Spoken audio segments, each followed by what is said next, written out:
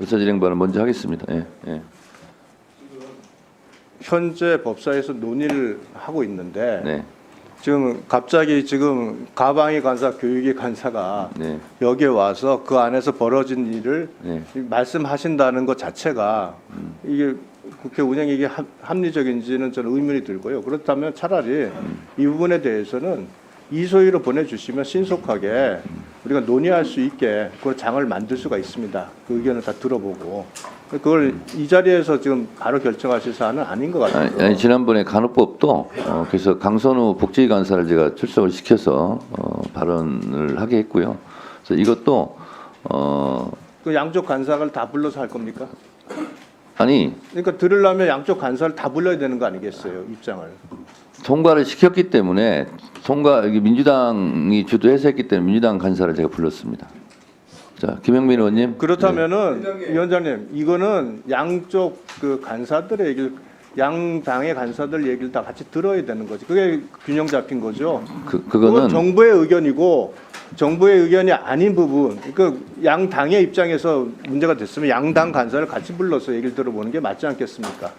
아니 그 반대 논리 이 법을 통과시키면 안 되는 반대 논리는 그 국민의힘 의원님들이 충분히 하실 거고 또 그 장관들이 하실 거기 때문에 민주당 간사들을 출석시키는 게 맞고. 아니 위원회에서 그렇게 올라왔을 때는 그럼 만일 예를 든다면 위원회에서 그 다른 상임위에서 양당 간사의 얘기를 같이 들어봐야 되는 거죠. 그게 자, 합리적이지. 유상범 간사님 말씀은 제가 참고하겠습니다. 김영민 의원님 질의하세요. 질의하세요. 네. 발언권 없고 얘기하시고 발언 자제하시기 바랍니다. 지금 김영민 의원 질의 시간이에요. 교육부 장관은 지금 디지털 교과서 문제 얘기하고 있는데 그거보다 우리 학생들에게 12.3 내란 사태에 대해서 어떻게 교육할 건지 무엇을 교훈으로 남길 건지 그 고민부터 해보시기 바랍니다. 그리고 지금 여당 의원님들이 말씀하시는 내용들은 사실 우리 체계자구 심사와는 무관한 얘기인데 정책에 대한 의견을 표명하는 겁니다. 그래서 우리 법사위 심사 권한을 넘었다라는 것을 먼저 지적하면서 그래도 지적을 하셨으니 반박을 몇 가지 좀 해보겠습니다. 자, 이게 보니까 지금 새학년을 고작 3개월 앞두고 매우 졸속적으로 추진한다라는 비판이 끊이지 않습니다. 조금 전에 장관도 그 말씀을 하셨는데 현장에서는 지금 대혼란이에요. 교사들에게 연락이 계속 옵니다. 이거 너무 큰 혼란이다. 뭐 이것도 계엄 선포하듯이 이렇게 디지털 교과서도 배포하고 처리합니까? 그게 말이 안 되지 않습니까? 들어보세요. 네.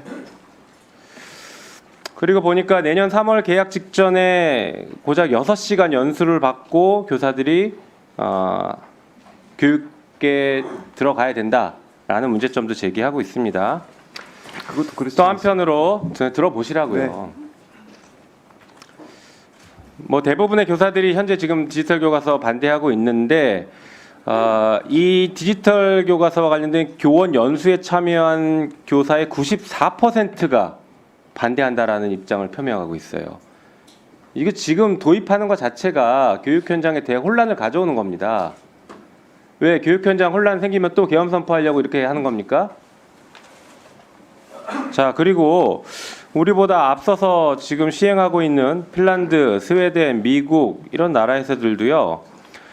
이게 에듀테크 기업들이 이익을 보게 되는 구조이고 교육 당국도 기업들의 이익을 더 학생들보다는 기업들의 이익을 우선시하는 경향들이 나타나고 있다라는 지적이 있습니다. 게다가 문해력 저하로 그 읽기 점수와 학습 성과 저하 그리고 학생들의 학습 장애가 발견되는 문제들이 발생하고 있어서 이런 나라들도 지금 엄청난 매몰 비용 감소하고 종이 교과서 정책으로 되돌아가고 있다고 하고 있습니다. 어려움들이 많은 거예요. 이렇게 졸속으로 추진할 게 아닙니다. 방향성에 대해서 앞으로 우리 학생들이 디지털 교과서와 디지털 디바이스를 활용하고 디지털 리터러시를 뭐 증가시키겠다, 높이겠다, 뭐 이 방향 다 좋은데 이렇게 급작스럽게 할 게 아니다. 그리고 현장의 어려움에 대해서는 지금 전혀 고려하지 않고 있다라는 점에 지적이 끊이지 않고 있습니다. 그리고 또 우리 당 이제 백승환 원실에서 공개한 자료에 이런 얘기가 있네요. 디지털 인프라 1차 진단 결과를 발표했는데 학교의 디바이스 수량, 성능, 무선 인터넷 속도, 지원 인력 배치 이런 부분들이 부족하고 이런 것들 때문에 지역 간 차이가 오히려 커졌다. 이게 지역 간 격차가 오히려 커졌다라고 하고 있어요. 그래서 보니까 1차 점검이 완료된 학교가 45.2%이고 이 중에서 무선 속도 개선이 필요한 학교가 26.6%입니다. 그리고 디바이스 수량이 아직 보급되지 않은 학교가 25.5%나 되고 그다음에 디지털 교과서에 대한 관리 인력이 배정된 학교는 53%에 불과합니다. 준비가 턱없이 부족해요. 방향이 맞고 뭐 여러 가지 다 좋다 쳐요. 이렇게 준비가 턱없이 부족한데 이걸 왜 밀어붙이고 있습니까? 그래서 국회가 나서서 지금 이럴 때가 아니다라고 하고 있으면 국민의 대표인 국회의 얘기를 좀 들어야죠. 이것도 군사작전 하듯이 이렇게 하시면 안 돼요.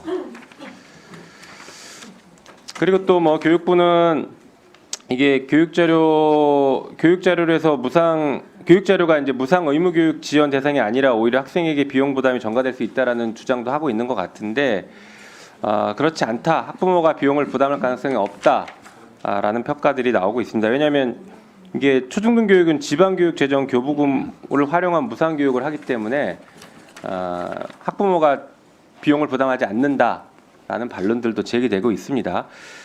결과적으로는 지금 이렇게 졸속으로 추진되고 있고 제대로 검증이 안 됐고 현장에서 그 교사들도 준비가 안 된 상태에서 오히려 학생들에게 문해력 저하 등의 부작용만 가능성이 높다 이렇게 분석이 되고 지적이 끊이지 않고 있습니다. 재고해야 되는 거 아닙니까? 네, 제가 좀 답변 드려도 되겠습니까? 그 말씀하신 이제 연수의 부족은 저희가 이제 말씀드린 그 작년에 통과된 김진표 의장님의 법안에 따라서 특교에서 0.8%를 배당해서 상당히 많은 금액입니다. 4천억에 달하는 큰 예산을 가지고 정말 역대급의 대규모 연수를 하고 있고요. 특히 이제 그 말씀하신 대로 이제 그 개발이 완수돼서 검증이 최종 이제 확정되는 기간은 이제 지금 이제 최근에 됐으니까 한 석 달간의 기간인데요. 요 방학 동안에 집중적으로 이제 사용하는 또 수업을 개선한 연수를 하기 때문에 6시간보다는 훨씬 많은 시간으로 그 교사들을 연수한다는 말씀을 드리고요. 두 번째로 말씀하신 이제 문해력에 대한 이제 그 문제 부분은 지금 선진국에서도 보면 이제 그 말씀하신 그 사례는 스웨덴 사례인데요. 전체 모든 학년에 디지털 기기를 보급하는 정책을 시행하다가 유치원 단계에서는 좀 너무 빠르다 해서 그걸 철회한 그런 상황이고요. 그렇지만 우리가 지금 하는 거는 단순히 디지털 기기의 보급이 아니고 AI 디지털 교과서라고 해서 아이들을 적극적으로 수업에 활용하고 디지털 기기를 능동적으로 활용하는 그 훈련을 하는 거기 때문에 수동적으로 하는 그런 부분을 정말 오히려 그 문제를 그 최소화하는 그런 방식이라는 말씀을 드리겠습니다. 그리고 이제 그 이 교육 자료로 했을 때는 어떤 문제가 생기는가 하면 특히 이제 그 교과서기 때문에 거기에 따른 이제 정부의 철저한 이제 규제나 그런 이제 보호 장치가 그 들어갈 수가 있습니다. 그래서 뭐 아이들의 그 정보 개인 정보 이슈라든가 또 이런 이제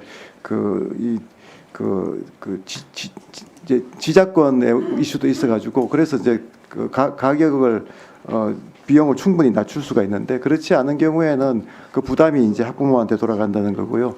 이런 전체적인 상황을 종합을 하면 결국은 이게 만약에 교과서가 아닌 참고서 지휘로 이제 격화가 되면 모든 아이들에게 더 좋은 그런 혜택을 줄 수가 없고 일부 쓰는 학교들은 쓰게 되고 안 쓰는 학교들은 안 쓰게 되는 정말 격차와 혼란의 문제가 심각해지기 때문에 그런 부분에서 좀 국회에서 좀 더 심도 있게 논의해 주시사 하는 부탁을 드립니다.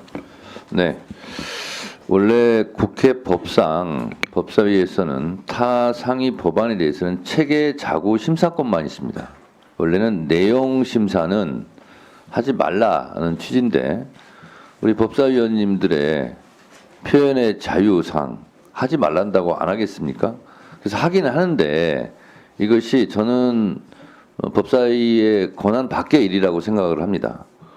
그렇지만 기왕에 이렇게 토론이 벌어질 것으로 예상을 해서 사실 이게 교육위에서 한번 반복한 거에 리피트 어게인이에요, 사실은. 그래서 저는 불필요하다고 보지만 어쨌든 법사위원님들의 이해를 돕기 위해서 문정복 간사를 제가 출석을 하라고 그랬어요. 그래서 문정복 간사님 발언 때로 나오셔서 약 3분간 찬반의 쟁점만 말씀하시고 앉아 계시고요. 의원님들 혹시 문정복 간사님한테 질문할 분 있으면 먼저 문정복 간사한테 제가 질의할 수 있는 의원님을 먼저 발언권을 드릴 테니까 그렇게 참고하시고 먼저 한 3분 정도 왜 이것을 하면 안 되는지 하고 그리고 이것을 왜 하자고 주장하는지 그걸 나눠서 찬반을 나눠서 간략하게 설명을 좀 해주시기 바랍니다. 3분 정도 해주시기 바랍니다. 네.